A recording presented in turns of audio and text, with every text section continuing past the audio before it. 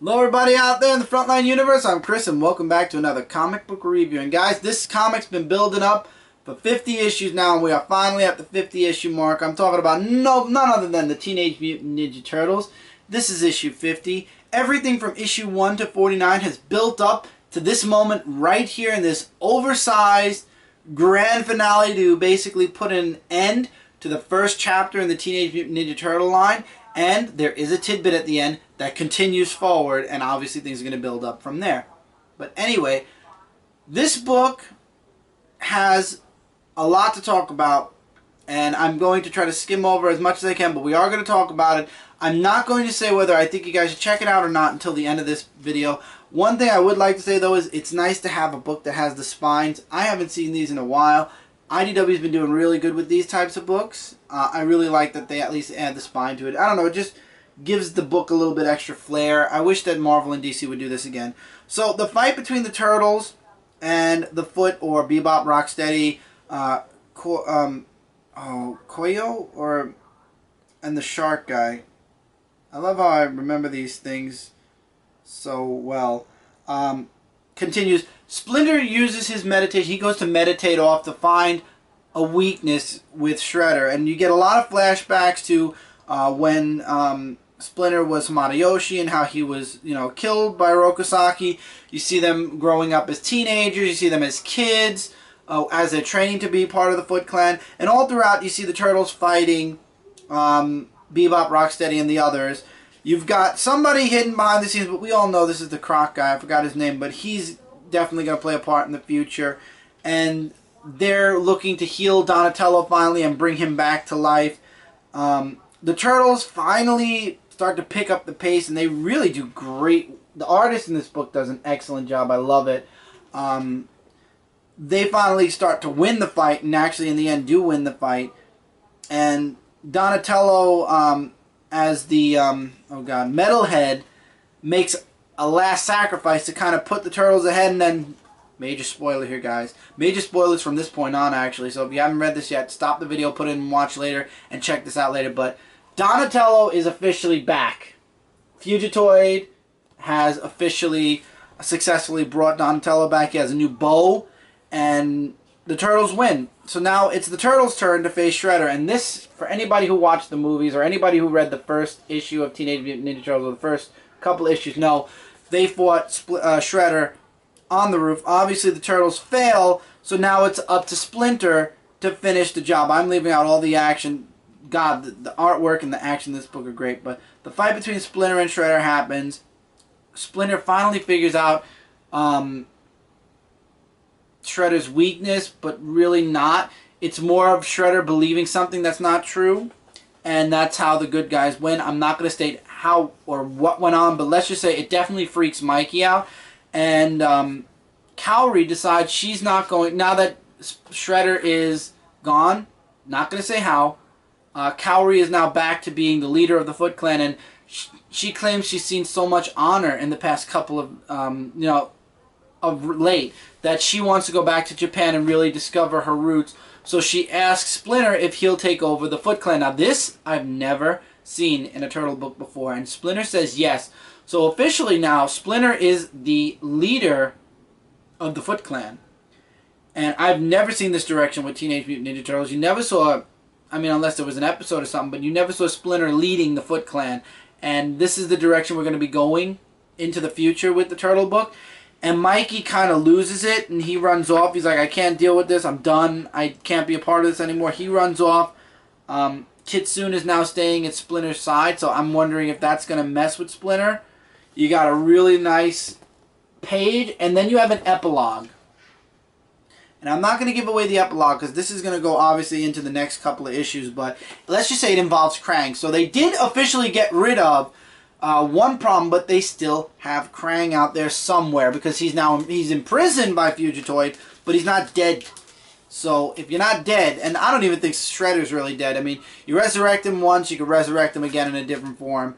But it ended nice. It ended with the brother relationship with Splinter and Shredder. It was really, really good. Really good. The artwork was gorgeous. This story is one of my favorite stories from the week. I loved it so much. It was so good.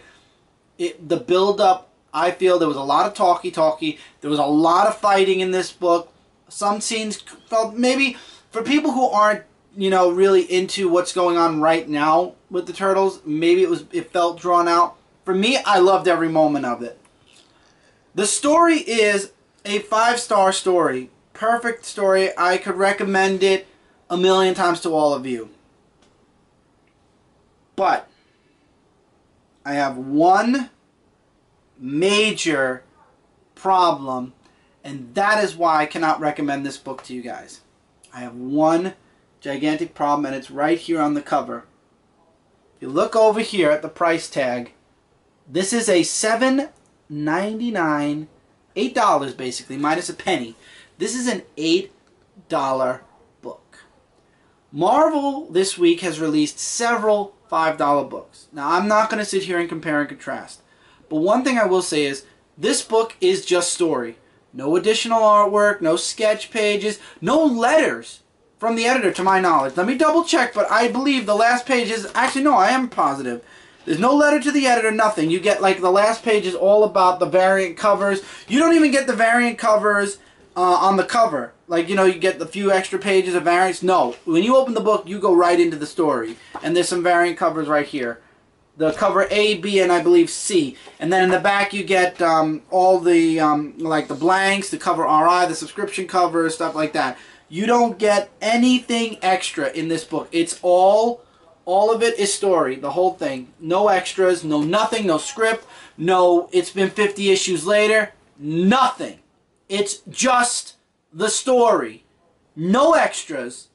I mean, yes, if you want a book this thick and it's just story. Again, though, Marvel has brought out books about this thick. Maybe a couple of few more pages minus. 1 or 2 pages minus.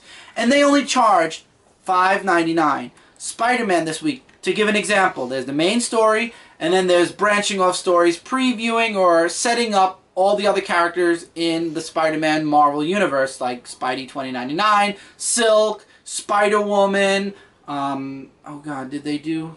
And they did, oh, and Web Warriors.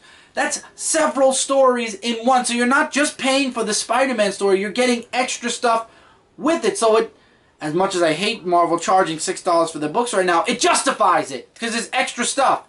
There's nothing extra in this book. And I'm sorry, but justifying an $8 price tag so you get a spine and a nice cover book, that doesn't justify it for me. I'm sorry. So, as much as I want to recommend this book to you guys, and the story is a 5-star story, I would 100% recommend this, I cannot, in all good faith, especially with all the other books coming out this week that are $5 and $3.99, I can't tell you to go out and pay $8 for one book.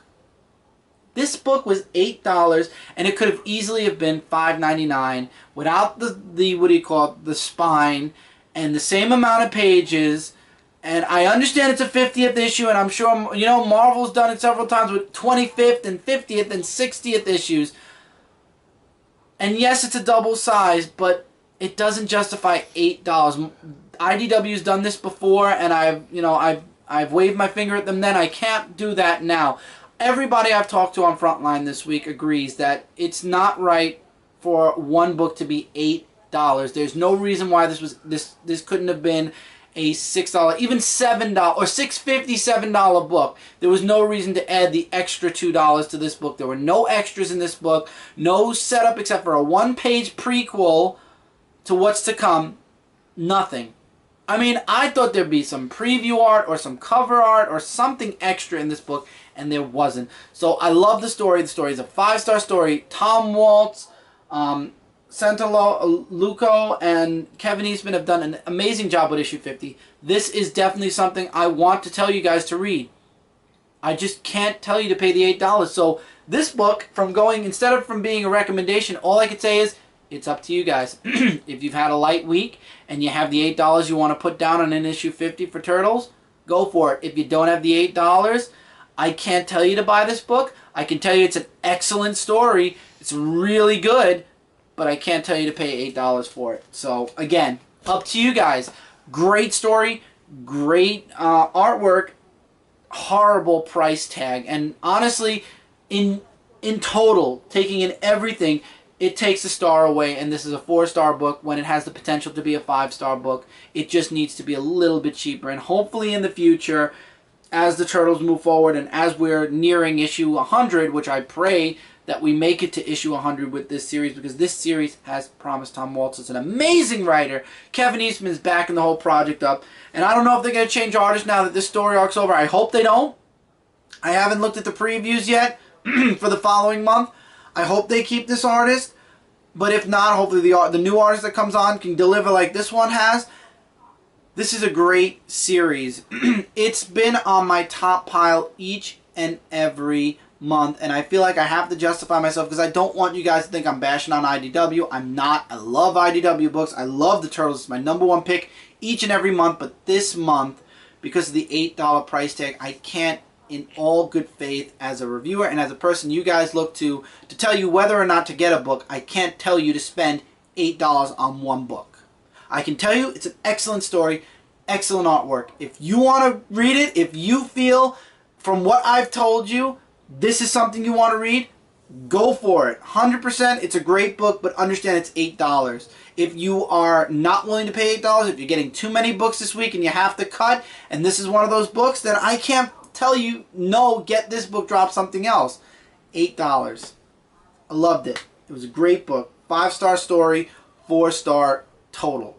And I'm done talking about it now because Mike's like, come on, you're talking too long about it. So, with that, that's it for this review, guys. There's a bunch of links in the description below for a bunch of stuff right here on Comic Frontline. You can check more reviews from me out on Dark Avenger C86, Frontline Live, Tuesday, 9:30 p.m. Eastern Standard Time. 8 o'clock is the pre-show where I watched Flash last week. I'll be watching Flash Episode 2 this week. So if you want to come by at 8 o'clock, you'll be checking me out with the pre-show. And until next time, everybody, take care, keep reading, keep collecting. If you want the Turtle book, I leave it up to you guys. If you're at New York Comic Con this weekend and you're going to spend the $8, go for the variants at least. Go try to grab one and see if you can grab a signature or two. Make the justify the $8 at least with an autograph or something. I'm gonna be bringing this with me to New York Comic Con. See if I can grab Tom Waltz or Santaloco or somebody. Hopefully I will, and I feel like I'll feel a little bit better about paying this $8. But for me, worth it. Turtle fan, 100% worth it. If you're not 100% a Turtle fan, you might want to think it over before you pay the $8. Take care, everybody, and I'll see you guys really soon in the next video.